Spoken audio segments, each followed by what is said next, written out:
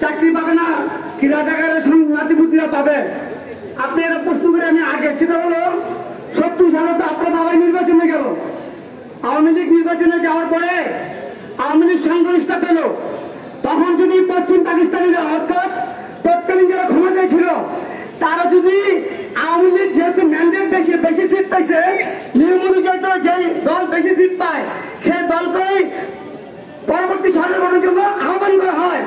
সেদিন যদি আইয়ুব খান আপনার বাবা বঙ্গবন্ধুকে সরকার গঠনের আমন্ত্রণ জানানো হতো, আপনার কাছে প্রশ্ন রাখতাম, তাহলে কি সেদিন বাংলাদেশ নামে একটি সূর্য আপনার কাছে উদিত হতো কিনা?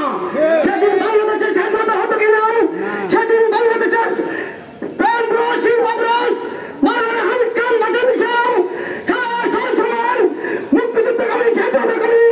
সেই দিনের নেতারা এই নির্বাচনে অংশগ্রহণ করে নাই, তখন পাকিস্তানের দালালি করেন আপনার বাবা বঙ্গবন্ধু নির্বাচনে গিয়েছিলেন জন্য। বড় বড় কথা বলেন, বলতে চাচ্ছিলাম না, আজকে বললাম আমরা মুক্তিযোদ্ধা পরিবারের সন্তান।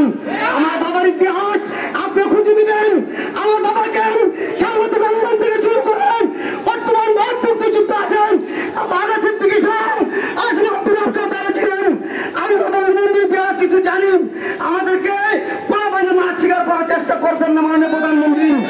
মুক্তিযোদ্ধার সন্তানরা নাতিপুতরা বেঁচে আছেন, আজকেও দেখলাম কালকেও দেখলাম মুক্তিযোদ্ধারা বলেছে আমরা কোটা চাই না, আমাদের নাতিরা যোগ্যতার ভিত্তিতে এখানে আসবে। মাননীয় প্রধানমন্ত্রী, কোটা করতে গিয়ে সেনাবাহিনীর প্রধান আজিজ দেশের টাকা লুটে বিদেশ পাড়ি জমিয়েছেন। করতে গিয়ে পরিচালক ব্যাংকের হাজার হাজার কোটি টাকা চুরি করেন এই দেশ থেকে পালিয়েছে। আপনি সাতদিন মাস থাকেন বললেন আমার পিয়ন 400 কোটি টাকা মালিক হয়ে গেছে। মাননীয় প্রধানমন্ত্রী, লজ্জা করেন আপনার? আপনি কিসের ছাত্রলীগকে বাহাদুরি করেন? সুবর্ণ চরেন আপনার ছাত্রলীগ মাকে পেটে মেয়েকে দর্শন করেছেন। শাহজালাল বিশ্ববিদ্যালয় স্বামীকে গাছের সাথে বেঁধে আপনার ছাত্রলীগ তার স্ত্রীকে দর্শন করেছেন। মাননীয় প্রধানমন্ত্রী, আপনার ছাত্রলীগ কেন্দ্রের মানুষে লিপ্ত, আর আপনি বড় বড় কথা বলেন, স্তব্ধ হয়ে গেছে আপনার কথা।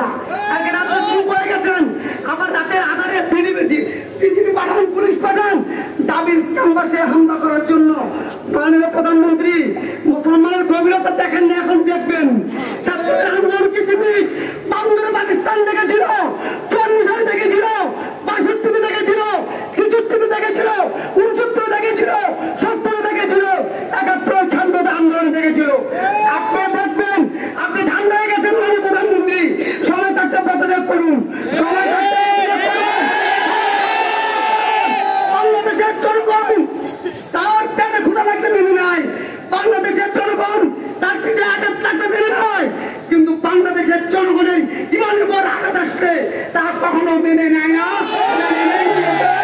আপনি এদেশের হৃদয় স্পন্দনের কথা শুনে রাখুন, আপনি এদেশের কর্মমন্ত্রী ছাত্রদের কথা শুনে রাখুন।